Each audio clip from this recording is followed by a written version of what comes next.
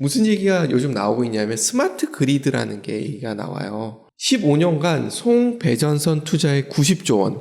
우리나라 발전 용량이 16kW인데 송전 용량은 이거밖에 안 된다. 기가와트인데. 그래서 송전망이 필요하다. 제가 두 가지를 느꼈어요. 어그로를 끌다. 두 번째는 또 하드웨어, 또 제조에만 포커스를 맞췄구나.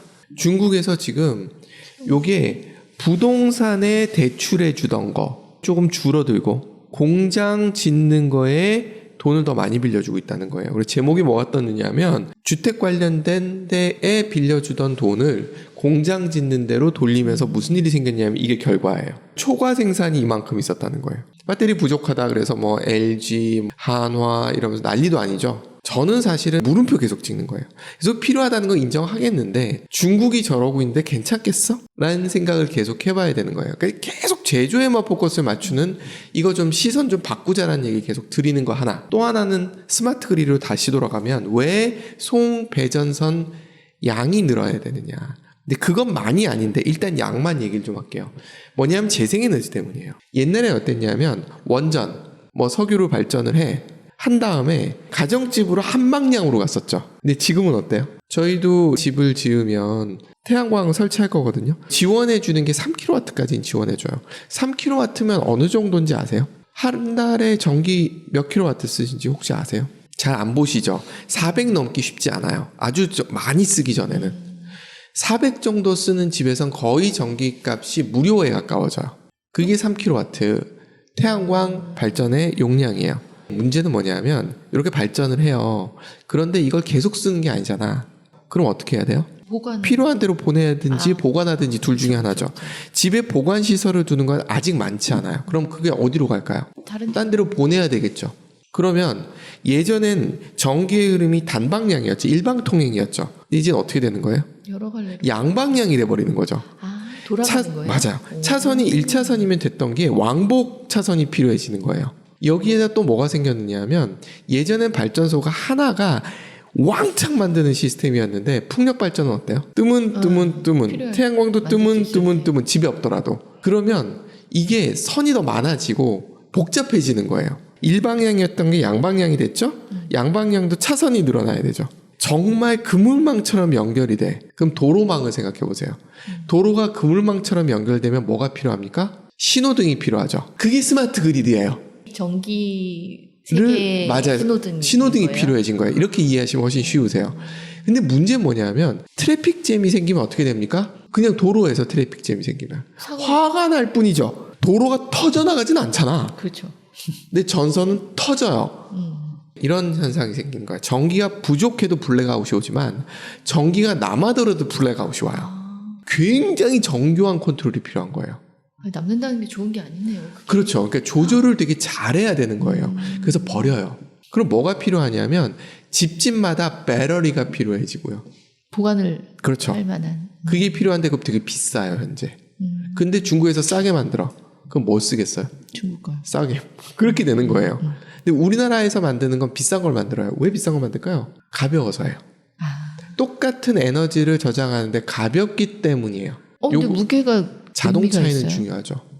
UAM도 배터리로 돌아가거든요. 가벼워야 돼요, 걔는. 반면에 집에다 설치해두는 배터리는 가벼울 필요는 없잖아. 그렇죠. 좀 커도 되잖아. 이런 건 중국산 싼 걸 쓰게 되는 거예요.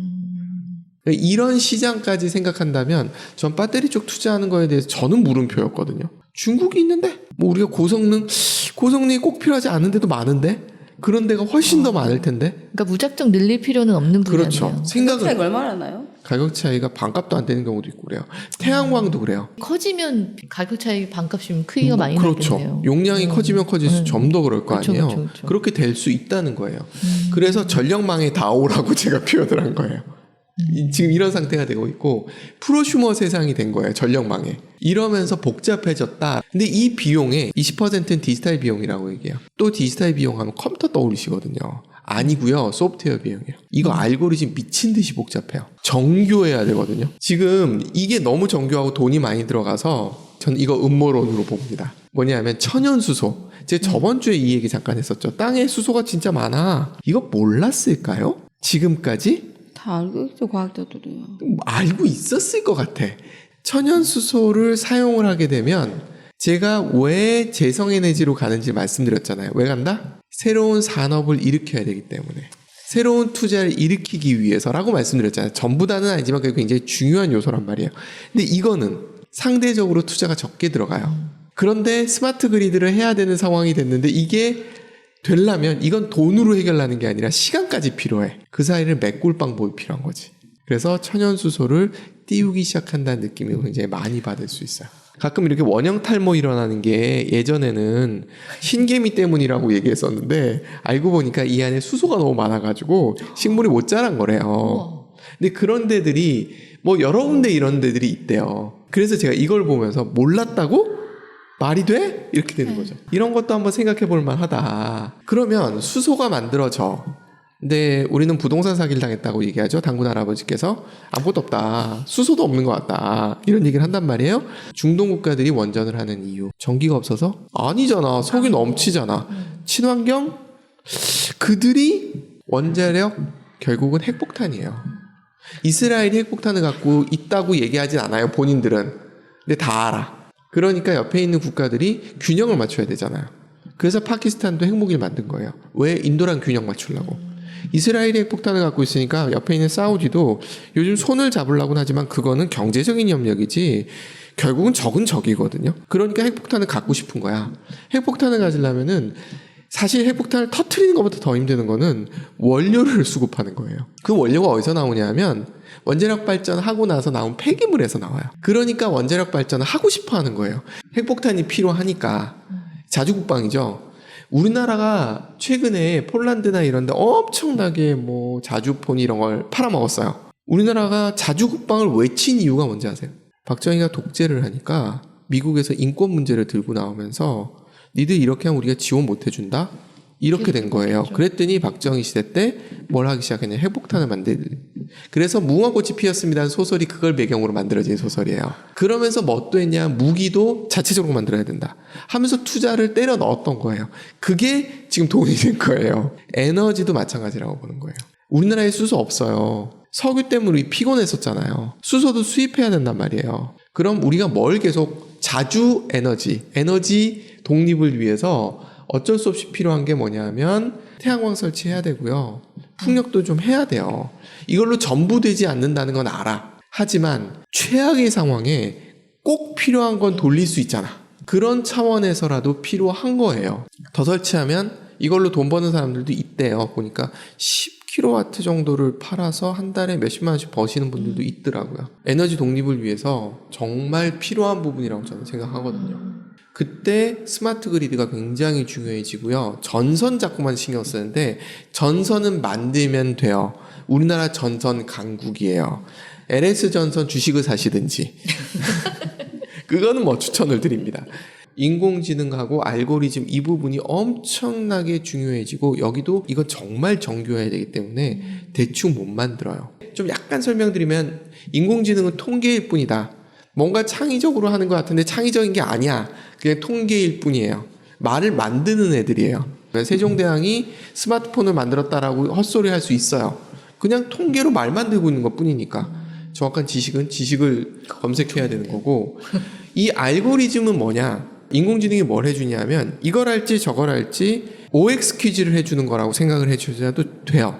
OX 퀴즈. 이때 이걸 선택할지 이때 저걸 선택할지. 그걸 논리적으로 판단해 준다고요? 네. 통계들을 가지고 지금까지 이러이러했으니까 이번엔 이렇게 하는 게 맞아. 이글아이라는 영화에서 보면 인공지능이 저 목표물이 적인지 아닌지를 판단을 해줬는데 그걸 무시해요 사람이. 그러면서 생기는 이야기예요. 여하튼 그걸 해주는데 인공지능이 통계를 통해서 굉장히 잘 해줘요.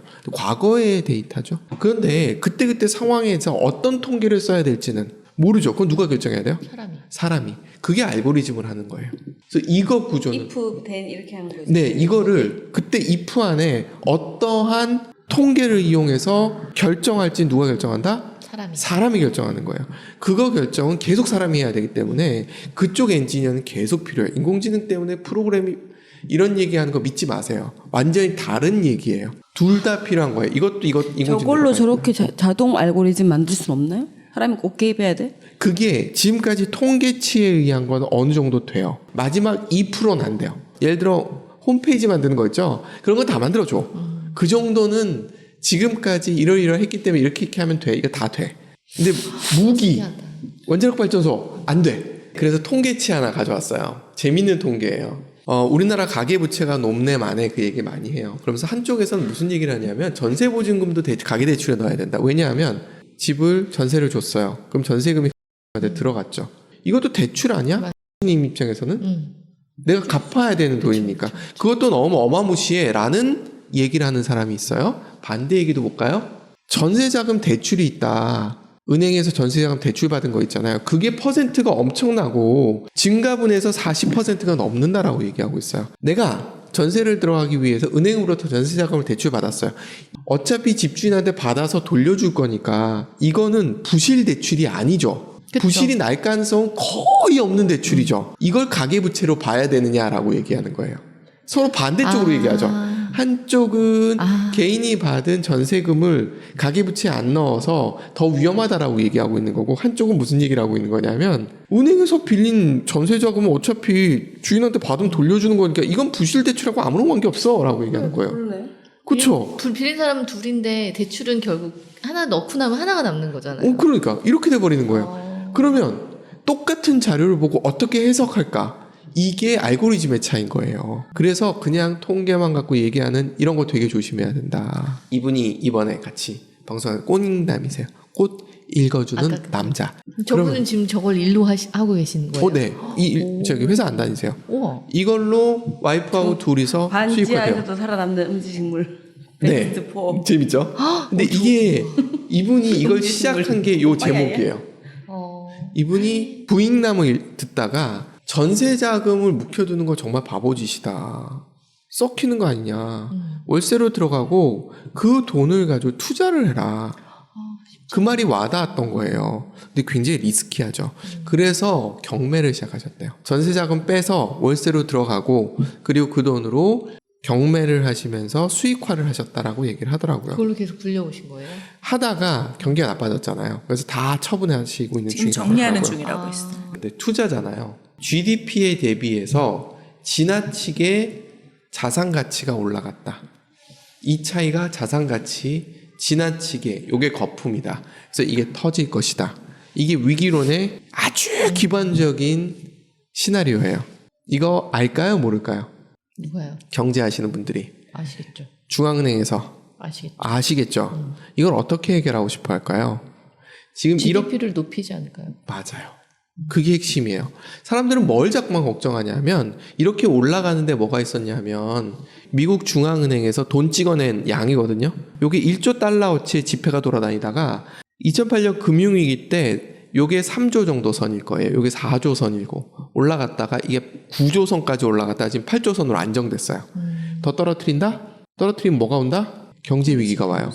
그래서 어떤 방법을 쓰기 시작했다? GDP를 올리면 된다고 얘기하셨잖아요. 그죠. 그 방법을 쓰기 시작하는 거예요. GDP를 어떻게 올리면 돼? 소비도 있죠. 그래서 저번 주에 제가 소비를 얘기 드린 거예요. 개인 소비가 늘어나면 좋아요. 또 수소의 경제 뭐 신재생 에너지 얘기 드렸죠. 새로운 맞아요. 돈이 도는 거예요. GDP는 돈의 양이 아니에요. 돈이 도는 양이지. 속도가 빨라지고 양이 많아지면 되잖아요. 그러니까 투자가 많아지면 되잖아요. 그것도 하는 거예요. 또 있어요. GDP 높이는 방법이. 인플레이션. 인플레이션. 그럼 화폐 가치가 떨어지는 거잖아요. 그러니까 자연스럽게 갭이 줄어들어요. 이렇게 가고 있는 거예요. 부동산 투자나 주식 투자하시는 분들이 자꾸만 금리만 눈여겨보고 있는 거예요. 그러면서 되네 안 되네 얘기하는 건 듣지 마시라고 얘기 드리는 거예요. 그렇다면 다르게 접근해야지. 미국 정부 셧다운 위기 이거 나온 이유도 제가 전에 한번 설명드린 적이 있어요. 들었어요. 재정 계속 풀고 있는 거예요. 화폐량이 줄어들지 않아요. 그건 두겠다는 거예요. 물가 올리고 새로운 투자하고 소비 늘리고 그래서 자산 거품을 줄이자라는 거예요. 자산 가격이 폭등할 가능성이 줄어들어 버린 거예요. 자산 가격 두고 GDP를 올리겠다는 게 정책인 거예요. 그러면 지금 자산에 투자하면 돈 벌 가능성이 상대적으로 적어요. 특히 주식은. 근데 부동산은 약간 애매한 게 의식주잖아. 중간쯤 걸린 거예요. 그래서 저번 주에 제가 부동산 시장을 한번 얘기를 드렸던 거예요. 그래서 형태가 좀 바뀔 것이다 라고 말씀을 드린 거지. 그 텍사스에 가 계시는 분도 방 하나가 와이프가 재택근무를 하니까 그 용도로 별도로 그래서 방이 많더라고요. 그래서 이것도 바뀔 거다. 수도권 중에 서울은 젊은 층들이 원룸이나 이런 형태로 하는 수요가 늘 것이고 가족이 생기면 그렇게 못하거든요. 그리고 재택근무까지 생기면 약간 벗어난데 큰 집을 원할 것이다 라고 보는 이유도 같은 맥락이라고 보시면 되세요. 그래서 이건 참 다르다라고 말씀을 드렸죠. 이거는 실질 소득하고도 좀 관계가 있어요. 무슨 얘기냐면 인플레이션이 오고요. 인플레이션이 오면 월급이 늘까요? 올라갔으면 좋겠죠. 그렇죠. 네. 그러면 주택 가격은 높아져요. 주식 가격은 올라갈 때만 올라가요. 성장하는 기업은 오르겠지. 예전처럼 다 같이 오르는 일은 없다라고 말씀을 드리는 거예요. 그러니까 배당이라고 제가 표현했죠. 배당이 되는 실제로 뭔가 수익이 많이 나는 기업은 뜰 거예요. 그렇지 않으면 좀 힘들 거다. 이렇게 보는 게 맞다라고 보는 거고요. 소비에 집중하고 투자에 집중하고 인플레이션에 집중하면 자산은 별로예요. 그때부터 뭐가 뜨느냐 하면 창업이 떠요. 기업하는 사람들이 돈 벌기가 좋아요. 아주 간단하게 제조업만 생각해봐도 원자재 사왔을 때 100원에 사왔는데 내가 여기다 이렇게 저렇게 해가지고 200원에 팔 생각이었는데 인플레이션이 왔네?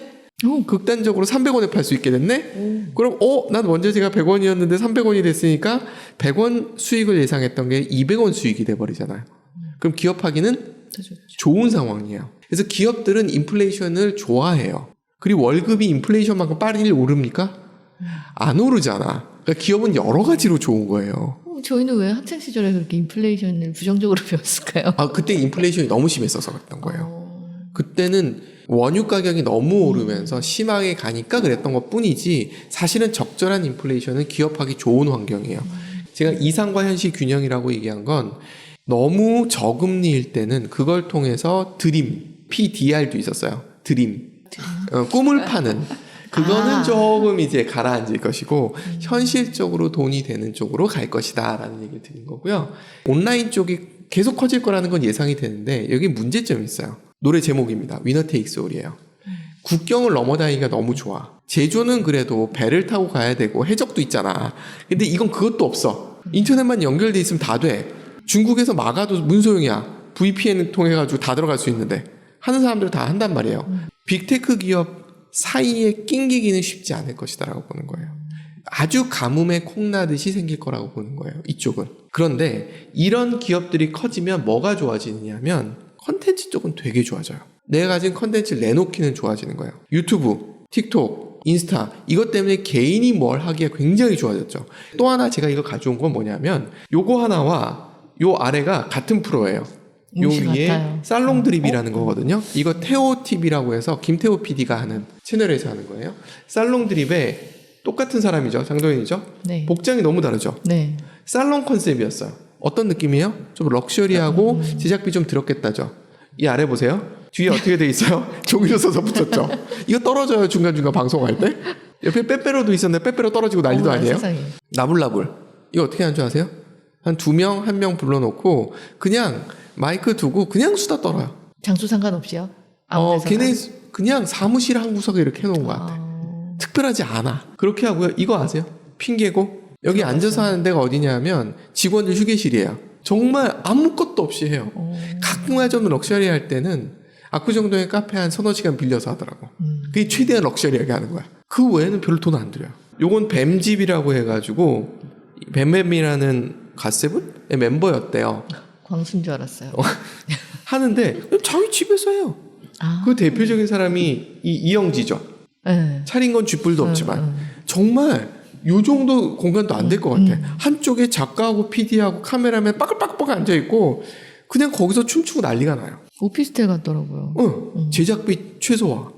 핑계고도 레벨이 있더라고요. 카메라 1개, 카메라 3개 레벨이 있더라고. 대자본에 화려하고 하던 것도 있어. 그 시장도. 근데 이런 시장도 같이 존재하는 거예요. 그래서 콘텐츠를 만들어서 내가 무언가를 하기 굉장히 좋아진 상황이 됐다는 거예요. 이거는 이제 연예인들이 나오는 거잖아요. 사람들이 이것도 피로도를 느껴요. 그래서 또 정말 그냥 일반인 나오는 것도 사람들이 재밌어도 해요. 그래서 이게 같이 간다는 거예요. 센트럴라이즈도 가지만 디센트럴라이즈. 제가 스마트 그리드로 시작했죠, 얘기를.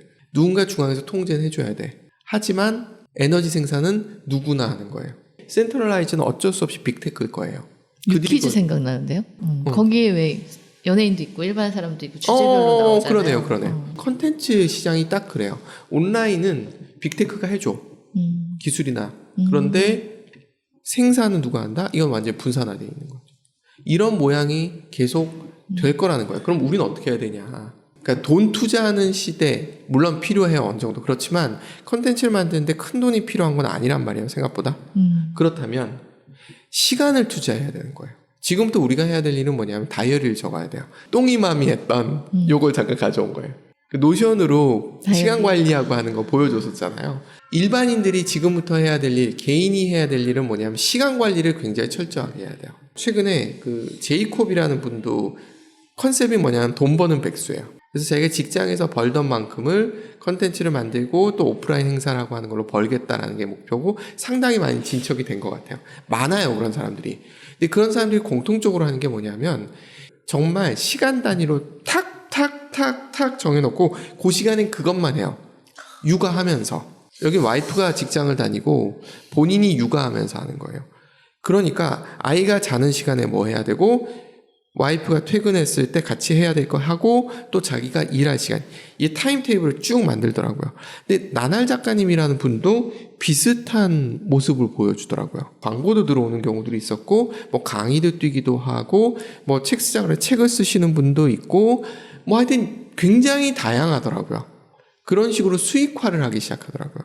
이게 디센트럴라이즈가 되고 있는 거예요. 진정한 프로슈머가 되고 있는 거예요.